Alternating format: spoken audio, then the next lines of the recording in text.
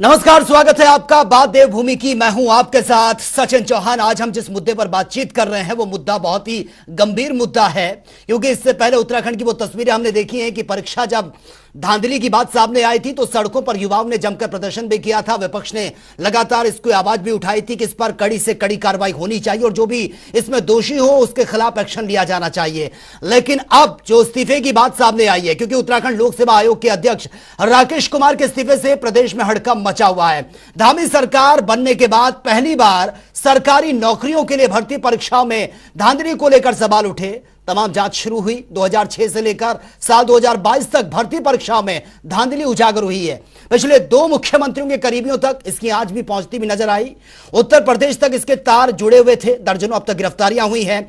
यूकेएसएस SC की सारी भर्ती परीक्षाएं लोक सेवा आयोग को सौंप दी गई है। अब आयोग के अध्यक्ष ने अचानक से इस्तीफा दे दिया है। आखिर क्यों यह इस्तीफा दिया गया है, यह बात किसी को पच नहीं रही है कि आखिर क्या कोई दबाव था, कोई प्रेशर था। हालांकि बात यह निकलकर सामने आ रही है कि उनके अपने कुछ व्यक्तिगत कारण रहे हैं, अपनी कुछ निजी कारण रहे हैं जिस वजह से इस्तीफा दिया है। तो आज इसी मुद्दे पर विस्तार से हम चर्चा भी कर रहे हैं। कुछ खास मेहमान इस वक्त हमारे साथ बने हुए हैं, उनसे इंट्रोड्यूस करवा देता हूं। हमारे साथ शिषपाल बिष्ट, कांग्रेस के स्पोक्स पर्सन, हमारे साथ सीधा लाइव बने हैं। सर, स्वागत है आपका। Ravindra Kumar, BJP spokes person है। रविंद्र कुमार जी, आपका भी बहुत बहुत स्वागत है जनता टीवी में। अशोक पांडे, वरिष्ठ पत्रकार, वो भी सीधा हमारे साथ लाइव बने हैं। सर, आपका भी बहुत बहुत स्वागत है। शुरुआत रविंद्र कुमार जी आपसे कर लेता हूं। परीक्षा में जो धांधली की बातें थी वो पहले जो सामने आई, हमने वो तस्वीरें देखी, युवा सड़कों पर प्रदर्शन कर रहे थे, विपक्षी पार्टियां लगातार सवाल उठा रही थी।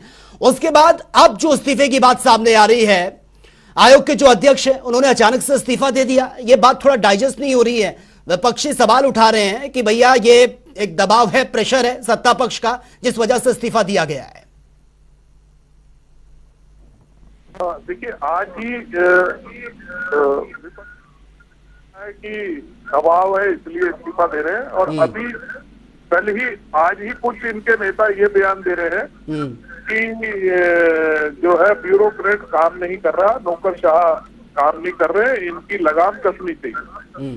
तो पहले तो एक बात पे रह लें कि या तो हम लगाम कस रहे हैं या हम नहीं कस रहे हैं। ठीक है, माननीय राकेश कुमार जी उन्होंने खुद अपने पारिवारिक मजबूरी का हवाला देके अपने पद को छोड़ा है। उन्होंने स्पष्ट रूप से कहा है जी।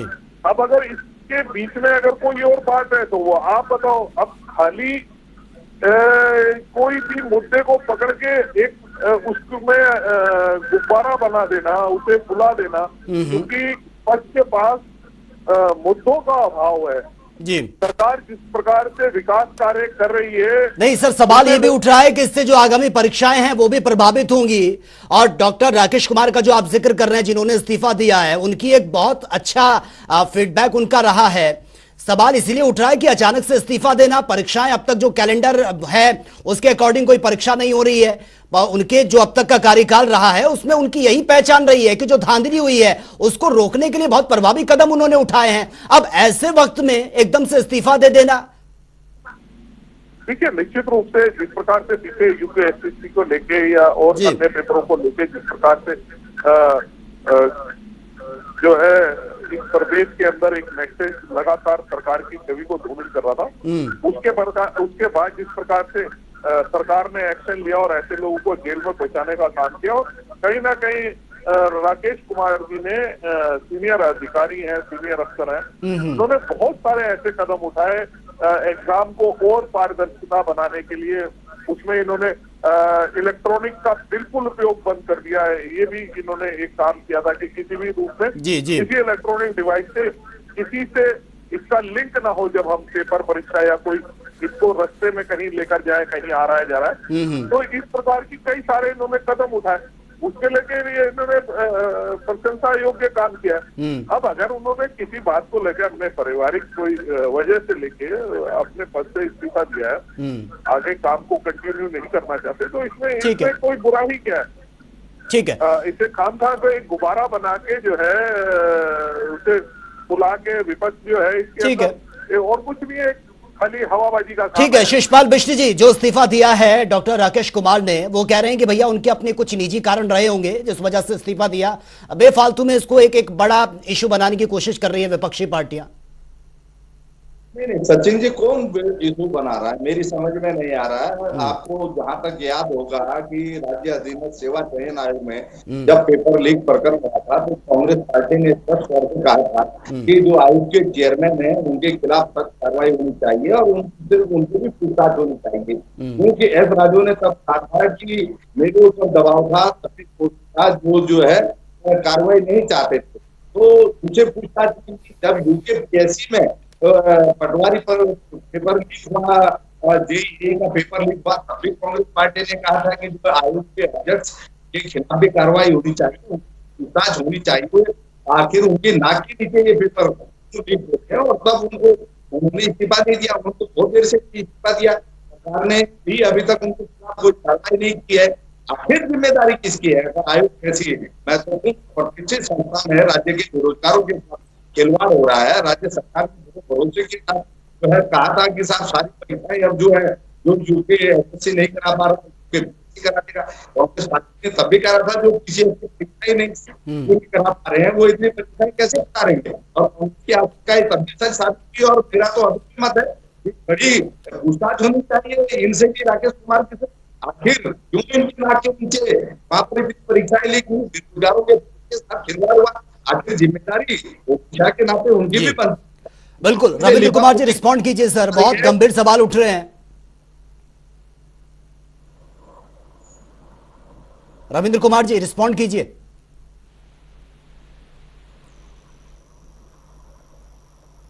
चलिए मैं अपनी बात पूरी करूं। जी जी। हाँ देखिए सचिन जी, देखिए जो इस्तीफा है ये केवल लिपापोती घोषित है, ऐसा नहीं कि जो ज्वलंत सवाल है तो बेरोजगारों के भविष्य से खिलवाड़ हुआ है तो जो है वो दोबारा से। ठीक है शिषपाल जी जवाब ले लेते हैं, आपने बहुत गंभीर सवाल उठाए हैं क्योंकि हमने वो तस्वीरें भी देखी हैं। रविंद्र कुमार जी कुछ रिस्पॉन्ड कर रहे हैं, जवाब ले लेते हैं। सर आपकी आवाज नहीं आ पा रही है, शायद कुछ नेटवर्क इशू है, आपकी आवाज प्रॉपर नहीं पहुंच पा रही है। ठीक है आप तब तक देख लीजिए अगर कुछ दिक्कतें आ रही हैं, क्योंकि आवाज नहीं पहुंच पा रही है आपकी। मैं आपसे जुड़ूंगा, आपके पास मैं आऊंगा। अशोक पांडे भी हमारे साथ बने हुए हैं। अशोक पांडे जी, जिस तरह से आप इस्तीफे की बात निकलकर सामने आ रही है, सवाल यही उठ रहे हैं कि एक सत्ता का दबाव था, एक प्रेशर था जिस वजह से इस्तीफा दिया है, क्योंकि अचानक से इतने सेंसिटिव मामले पर जहां पर ये खबरें लगातार सामने आती हैं जिसके तार उत्तर प्रदेश से जुड़े हों और दर्जनों से ज्यादा अब तक गिरफ्तारियां हो चुकी हैं, और ऐसे में अचानक से आयोग के अध्यक्ष का इस्तीफा देना।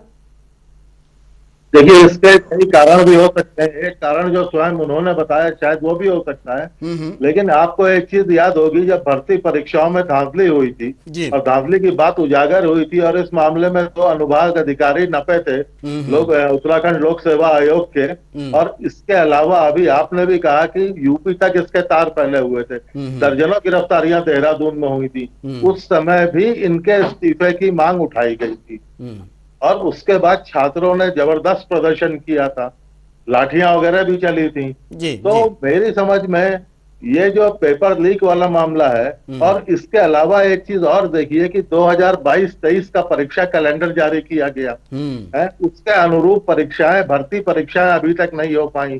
तमाम प्रस्ताव जो है शासन स्तर पर खास तौर पे अटके हुए हैं। तो ऐसी स्थिति में देखिए सबसे ज्यादा नुकसान किसका हो रहा है? छात्रों का हो रहा है। बिल्कुल। और अब आप ये भी लगाइए कि तमाम छात्र ऐसे हैं कि अगर कैलेंडर के अकॉर्डिंग भर्तियां नहीं हुई तो तमाम छात्र ओवरेज हो जाएंगे इस पे। तो इस प्रकरण में कुल मिलाकर के नुकसान छात्रों का हो रहा है। और जहां तक मैं समझता हूं कि वो तो कह रहे हैं राकेश कुमार जी की उनके इस्तीफे का कारण पारिवारिक कारण है, तो मुझे ये लग रहा है कि इस तरह की जो घटनाक्रम जो है उत्तराखंड लोक सेवा आयोग में हुए, ये भी काफी हद तक इसके लिए जिम्मेदार हो सकते हैं। जी ठीक है। रविंद्र कुमार जी के पास मैं जाना चाहूंगा अगर उनको आवाज मिल पा रही है। रविंद्र कुमार जी आप मुझे सुन पा रहे हैं सर? हाँ जी हाँ जी हाँ जी। रविंद्र कुमार जी सवाल बहुत गंभीर उठ रहे हैं। एक तो युवाओं से जुड़ा ये पूरा मुद्दा है कि जो लंबे समय से तैयारियां कर रहे हैं कैलेंडर के अकॉर्डिंग, क्योंकि उसमें भर्तियों का जिक्र है लेकिन परीक्षाओं का जिक्र है, लेकिन वो परीक्षाएं हो नहीं रही हैं, कुछ अता पता नहीं। परीक्षाएं होती हैं तो उसमें धांधली की बात निकलकर सामने आ जाती है। और वो तस्वीरें हमने देखी हैं सर, जब युवा सड़कों पर बैठे थे, लाठियां उन पर बरसाई गई थी, वो तस्वीरों को झुटाया नहीं जा सकता। अब जिस तरह से इस्तीफा दे दिया है, कैलेंडर्स के अकॉर्डिंग भर्तियां नहीं हो रही हैं, परीक्षाएं नहीं हो रही हैं, और अब सवाल यह भी है कि जो आगामी परीक्षाएं हैं वो भी प्रभावित हो रही हैं। सरकार ने तो एक टारगेट फिक्स किया है नौकरियों को कि इतने युवाओं को हम नौकरियां देंगे, लेकिन कैसे ये सब कुछ पूरा हो पाएगा?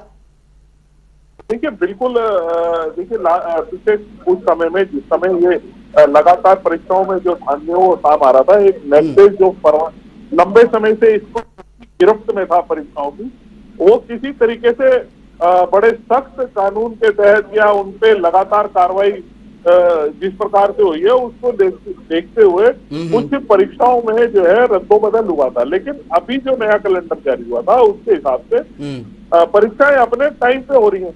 और देखिए, अगर राकेश कुमार जी ने अपने पद से अगर इस्तीफा दिया है तो ऐसा नहीं है कि आगे जो कैलेंडर है उसके हिसाब से परीक्षाएं नहीं होंगी जी, ऐसा नहीं होने का। लेकिन ये है कि देखिए, सरकार की पहली प्राथमिकता, मैं बड़ी उससे आपको जवाब दे रहा हूँ कि पहली प्राथमिकता हमारी यही है कि किसी भी तरीके से कोई गैर कानूनी तरीके से जिस प्रकार से पेपर लीक होते थे या जिस प्रकार से नकल माफिया हावी रहते थे, वह काम किसी भी प्रकार से ना हो, पूरी सुचिता के साथ, ईमानदारी के साथ, बच्चों के भविष्य के साथ किसी प्रकार का कोई खिलवाड़ ना हो।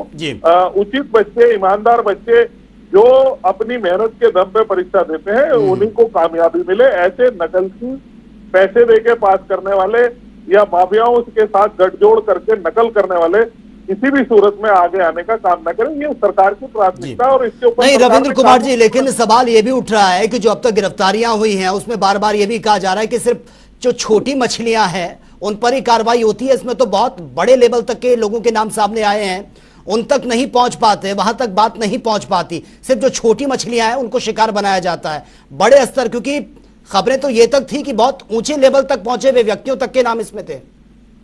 देखिए, मैं सचिन जी बड़े अदब के साथ एक बात कहना चाहूंगा। जिस प्रकार से जब ये ऐसे कहीं मसले होते हैं तो उसमें एक ये परसेप्शन बनाने की कोशिश होती है, इसमें बहुत सारे लोग हैं, फला अधिकारी के, फला उसके रिश्तेदार के, लेकिन होता कुछ नहीं है। मैं ये बार बार आप इसमें जिस समय ये बार बार ये प्रश्न आता है, मैंने बार बार इस बात को कहा है कि अगर विपक्ष के पास अगर कोई इस प्रकार की कोई है, भाई आप सार्वजनिक करिए, आप कोर्ट में लेकर जाइए ऐसी चीजों को कि भाई फला जो है इसे बचाने का फला व्यक्ति को कर रहा है, आप उसके खिलाफ सबूत लेकर जाइए।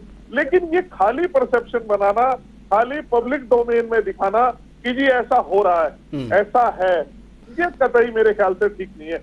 ये लगातार देखिए कई मामलों में ऐसा हुआ है, जब भी कोई ऐसा मामला आता है उसमें इस तरीके के प्रश्न उठते हैं। जांच एजेंसियों पे विश्वास ना करना, जांच अधिकारियों पे विश्वास न करना।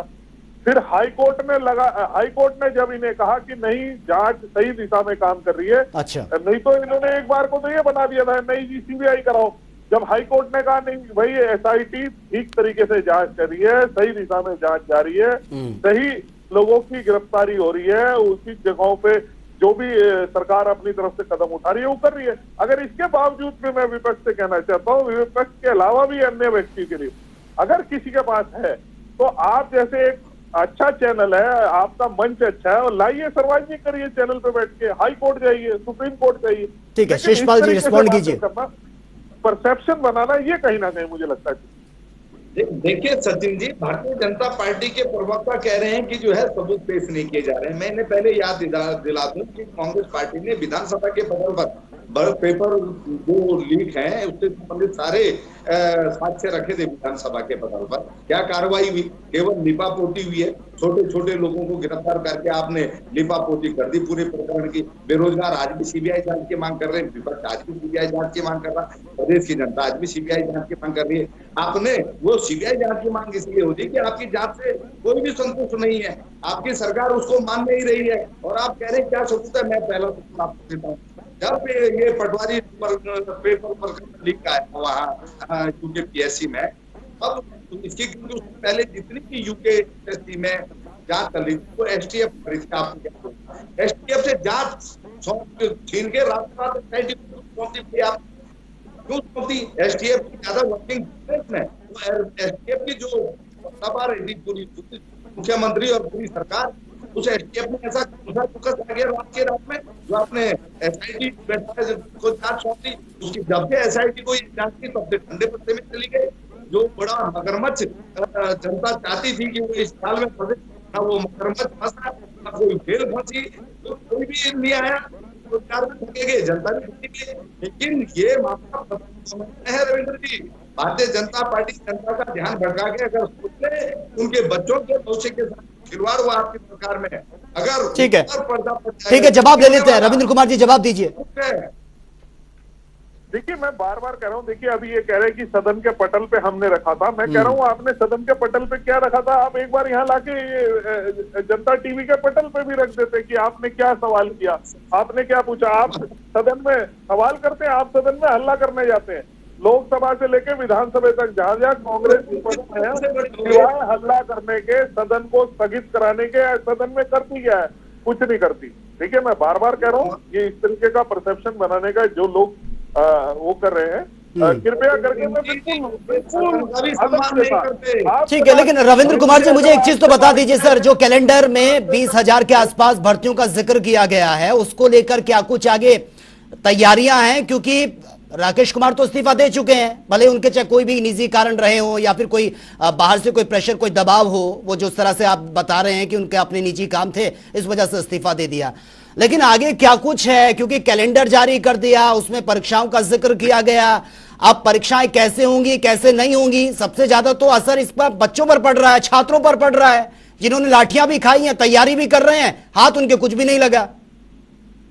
देखिए, बिल्कुल किसी भी सूरत में, देखिए ये मैं नहीं कह रहा हूं कि उन्होंने निजी कारणों से दिया है, खुद राकेश कुमार जी ने कहा है कि मैं निजी कारणों से इस्तीफा दे रहा हूं। और दूसरी बात ये रही कि देखिए, अधिकारी अगर इस्तीफा दे दिया है तो ऐसा नहीं है कि कोई और नहीं सर, उनके इस्तीफे पे सवाल इसलिए भी उठ रहे हैं ना, क्योंकि उनका कार्यकाल अभी बहुत लंबा चौड़ा था, मात्र 18 महीने में इस्तीफा उन्होंने दे दिया, वो भी तब जब बहुत सेंसिटिव टाइम ये चल रहा है। परीक्षाओं में जिस तरह से धांधली हो रही है, गिरफ्तारियां हो रही है, तार दूसरे राज्यों से जुड़े नजर आ रहे हैं, ऊंचे ऊंचे लोगों के नाम इसमें सामने आ रहे हैं, ऐसे वक्त में इस्तीफा देना, तब सवाल उठ रहे हैं। बिल्कुल बिल्कुल सचिन जी, बिल्कुल बात सही है कि बहुत लंबा कार्यकाल था और बहुत अच्छा काम वे कर रहे थे। अब उनका अपना मंतव्य है कि अपना मन है कि नहीं, आप ऐसे तो कर नहीं सकते किसी के साथ जबरदस्ती। ऐसा नहीं है कि आगे जो है काम होने का नहीं, काम होगा और सक्षम अधिकारी सब है। उसमें जो कैलेंडर के हिसाब से परीक्षाओं की डेट है, वो निश्चित रूप से उसी टाइम पे, उसी ईमानदारी के साथ, उसी शुचिता के साथ, बच्चों के भविष्य के साथ खिलवाड़ ना करते हुए, जैसा पीछे कांग्रेस के दौर में होता था, ऐसा अब नहीं होगा। इनके पाले हुए नहीं, ये प्रोमिसेस हर बार की जाती है सर। नहीं, ये टीवी पर ये हर स्पोक्स पर्सन इस तरह के वादे करता है कि युवाओं का ख्याल रखा जाएगा, उनके भविष्य के साथ कोई खिलवाड़ नहीं होगा। ये बहुत अच्छा लगता है ऑन कैमरा, लेकिन धरातल पर तस्वीरें ऐसी नजर नहीं आती। मैंने खुद वो तस्वीरें देखी है जब युवाओं पर लाठीचार्ज हो रहा था, उनकी कोई गलती नहीं थी, लंबे समय से तैयारी करते हैं, एग्जाम देने की जब बारी आती है पता चलता है कि उसमें तो धांधली हो गई। आप सोचो ना किस तरह से कोई छात्र पहाड़ी दूर दराज से आता है, एक रूम लेकर तैयारी करता है, उसके बाद इस उम्मीद के साथ कि वो इस एग्जाम को क्रैक करेगा, उसके बाद आगे उसके बहुत सपने होंगे। अब वो अपनी मांगों को लेकर प्रदर्शन करे तो वहां भी उसको लाठियां ही मिलती हैं। ये बहुत बहुत बड़ा दुर्भाग्य है उत्तराखंड के युवाओं के लिए। देखिए बिल्कुल सही बात है कि इस तरीके से कहीं ना कहीं युवाओं के मन में ये आता ही है।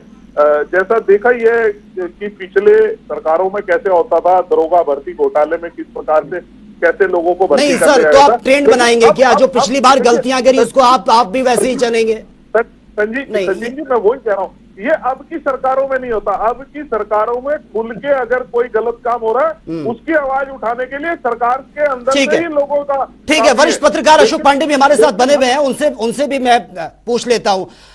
अशोक पांडे जी, देखिए आप दोनों स्पोक्स पर्सन को सुन रहे हैं, बीजेपी के भी बैठे हैं, कांग्रेस के भी बैठे हैं, लेकिन जिस तरह से लगातार परीक्षाओं में धांधली की बात, दर्जनों गिरफ्तारियां, उत्तर प्रदेश तक इससे कनेक्शन इसके जुड़े हुए हैं, लेकिन आपको नहीं लगता कि राजनीति की भेंट अगर चढ़ रहा है तो सिर्फ उत्तराखंड का युवा, क्योंकि वो लंबे समय से तैयारियां करता है सपनों के साथ, कर्ज वर्ज उठाकर जैसे भी वो कोचिंग लेता है, और उसके बाद जब एग्जाम की बारी आती है पता चलता है कि वहां तो कुछ हाथ लगने वाला नहीं है, पेपर तो पहले ही लीक हो गए, बड़ी धांधली हो रही है, या अपने चहेतों को ही पोस्टिंग दी जा रही है।